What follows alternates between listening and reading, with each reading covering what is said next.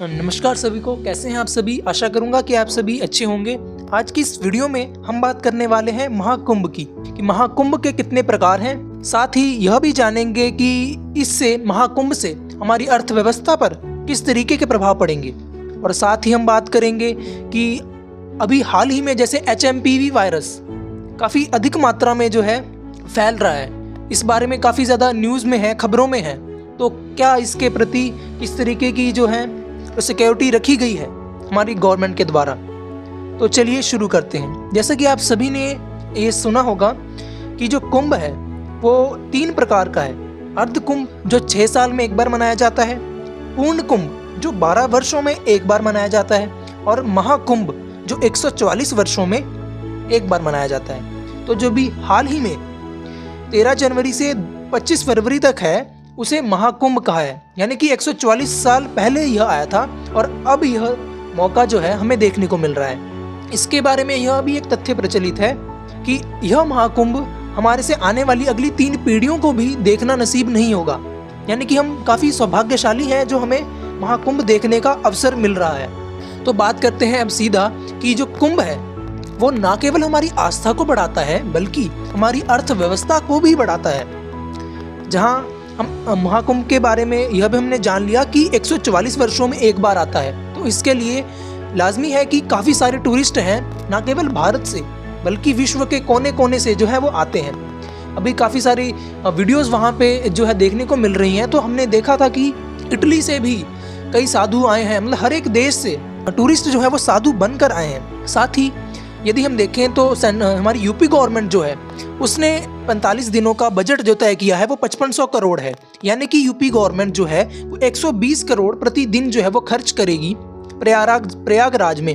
और जो central government है उसने एलोकेट की है 2100 करोड़। तो इसका एस्टिमेट लगाया जा रहा है कि इन 45 डेज के अंदर लगभग 25,000 करोड़ जो है वो यूपी गवर्नमेंट अर्न कर लेगी। यानी कि एक तरीके से देखा जाए तो लगभग 7,000 करोड़ का एक इन्वेस्टमेंट देखा जाए तो 25,000 करोड़ आपको 45 डेज के अंदर रिटर्न मिल जाएगा।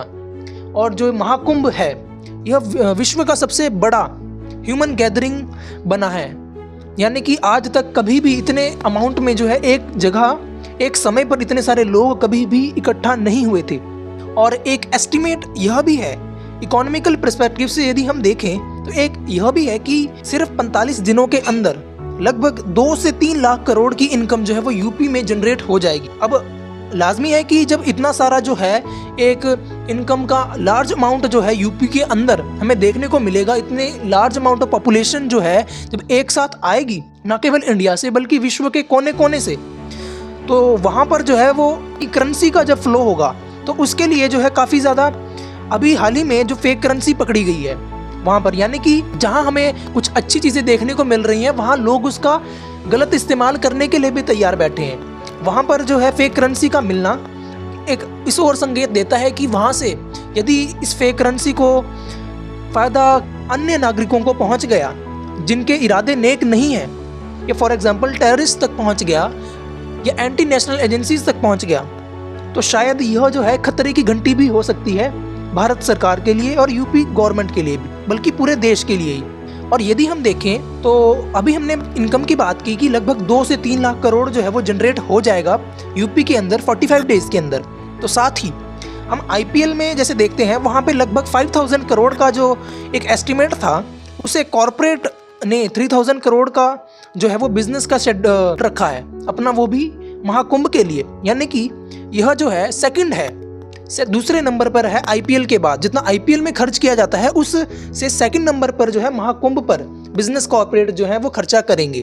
जो बिल बोर्ड्स लगेंगे, जो अलग अलग तरीके के जो एडवर्टाइजमेंट वहाँ पे उस समय होंगे, तो उसके लिए जो है काफ़ी तैयारियाँ हैं कॉर्पोरेट बिजनेसेस की भी। यानी कि इनकम का जो फ्लो है काफ़ी लार्ज अमाउंट में जो है वो वहाँ देखने को मिलेगा। या हम कहें तो 1,60,000 टेंट जो है वो वहाँ पे लग चुके हैं। और महाकुंभ नगर जिसकी स्थापना कर दी गई है अस्थायी तौर पर लगभग 4,000 हेक्टेयर में है, जो कि विश्व का अभी अगर हम 1,60,000 टेंट को देखें तो विश्व का सबसे बड़ा अस्थायी एक शहर जो है वो तैयार कर दिया गया है। लगभग 67,000 स्ट्रीट लाइट, 7,000 बसेस, 13,000 ट्रेन्स, इससे भी आंकड़ा जो है हमें जो है इसकी विशालता का पता लग जाता है कि इतना ज़्यादा अमाउंट में जो है सरकार जो है इस पर खर्च कर रही है। और साथ ही साथ लोगों को भी इसमें, लोगों की आस्था का भी सम्मान करते हुए, यदि हम 2013 के कंपैरिजन में इसे देखें, और भी जगह जो है होटलों में खाएंगे, ढाबों में खाएंगे, लैंड जो है वो लीज पे दी है यूपी गवर्नमेंट ने अपनी, साथ ही साथ कंपनीज के स्टॉल लगेंगे, होर्डिंग्स लगेंगे, सर्विसेज प्रोवाइड की जाएंगी, पार्किंग होगी, मेंटेनेंस होगी, लाइसेंस भी दिए जाएंगे वहाँ पे लोगों के। और साथ ही इसके साथ ही एक यूपी के टूरिस्ट पर भी जो एक पॉजिटिव इम्पैक्ट पड़ेगा, एक स्पिल इफेक्ट करके। जैसे कि जब टूरिस्ट यदि बहुत दूर से आए हैं या फॉरेन कंट्रीज से आए हैं या कहीं दूर दूर क्षेत्रों से आए हैं भारत में भी यदि, तो जब वो प्रयागराज में देखेंगे तो वहाँ से वो देखेंगे कि यदि हम एक बार आ गए हैं तो बार बार कौन ही आता रहेगा, तो एक बार जब आ गए हैं तो और जगह भी एक्सप्लोर करके जाएं। यानी जब वो यूपी में आएंगे, प्रयागराज में आएंगे, तो वो साथ ही साथ अयोध्या में भी जा आएंगे। इस तरीके से जो है स्पिल इफेक्ट भी चलेगा, जिससे काफ़ी ज़्यादा बूस्टअप जो है यूपी के टूरिज़्म को भी मिलेगा, साथ ही साथ उनकी इकोनॉमी को भी पॉजिटिव नोट पे जो है देखा जा सकता है। और जैसे हमने पहले भी बात की कि लगभग 2 से 3 लाख करोड़ का इकोनॉमी बूस्ट है। इस महाकुंभ से लगभग 6 लाख से अधिक जो है परिवार जो है उन्हें सहायता पहुंच जाएगी। छोटे तौर पे देखें तो वहाँ पर जो साधु लोग होंगे उन्हें भी जो है वो दक्षिणा वहाँ पे प्रदान हो जाएगी, और वहाँ पे जो स्थानीय लोग होंगे उन्हें भी जो है सर्विसेज प्रोवाइड करने के जो है उनके काफ़ी हद तक देखा जाए, यदि उनकी इनकम नहीं हो पा रही थी तो उससे जो है टेम्परेरी बेसिस पे हो जाएगी। तो कुंभ जो है वो अध्यात्म, अर्थव्यवस्था और रोजगार भी प्रदान कर रहा है। यदि हम दुनिया के लास्ट के 8 देशों को देखें और उनकी आबादी को लें तो उससे जो कहीं ज़्यादा जो है पुलिस फोर्सेस तैनात होंगी, यानी कि जितने लास्ट के 8 देशों की आबादी नहीं है उससे कहीं ज़्यादा तो पुलिस फोर्सेस जो है वो प्रयागराज में तैनात की गई हैं। और 28, 29, 30 जनवरी को प्रयागराज में लगभग 7 करोड़ लोग एक साथ जो हैं वो प्रेजेंट होंगे, जो कि लगभग 41 देशों की जनसंख्या से भी ज़्यादा है।